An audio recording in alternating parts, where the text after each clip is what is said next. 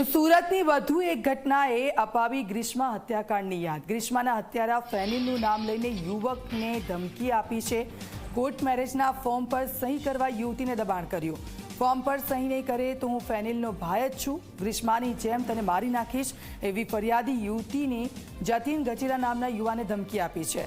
કતાર ગામની યુવતીએ જતીન સાથે સોશિયલ મીડિયા પર મિત્રતા કરી હતી। જતીને વોટ્સએપ ગ્રુપ પરના ફોટો વાયરલ કરવાની પણ ધમકી આપી લગ્ન કરવા દબાણ કર્યું છે।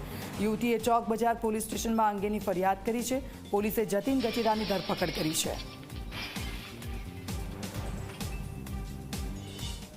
ઇન્સ્ટાગ્રામ ઉપર મિત્રતા કેળવી એક યુવતીને ભારે પડ્યું છે। ખાસ કરીને જે ઘટના છે તે સુરતના કતારગામ વિસ્તારની છે, જ્યાં જતીન ગજેરા નામનો જે યુવાન છે તે યુવાન દ્વારા એક જે યુવતી છે તે યુવતીને ઇન્સ્ટાગ્રામ ઉપર ફોલો કરવામાં આવી હતી અને ત્યારબાદ બંને વચ્ચે મિત્રતા કેળવાઈ હતી। જો કે ધીરે ધીરે આ મિત્રતા પ્રેમમાં પરિણમી હતી। જો કે એક તરફી પ્રેમમાં પાગલ બનેલા યુવાને કોર્ટ મેરેજના ફોર્મ ઉપર સહી કરવા માટે આ જે યુવતી છે તે યુવતી ઉપર દબાણ કરવામાં આવ્યું હતું।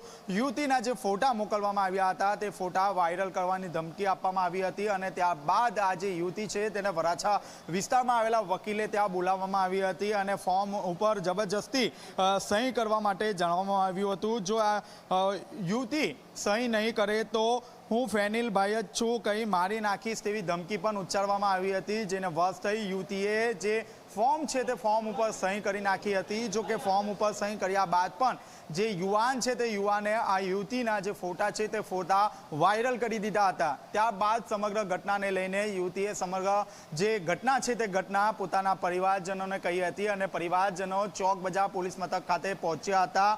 સમગ્ર જે ઘટના છે તે ઘટનાને લઈને ચોક બજાર પોલીસે જે જતીન ગજેરા છે તે જતીન ગજેરા વિરુદ્ધ ગુનો નોંધ્યો હતો અને તેની તાત્કાલિક ધરપકડ કરી તેની વધુ પૂછપરછ હાથ ધરવામાં આવી છે। કેમેરામેન વિજય બેસાણે સાથે ચેતન પટેલ, ઝી મીડિયા, સુરત।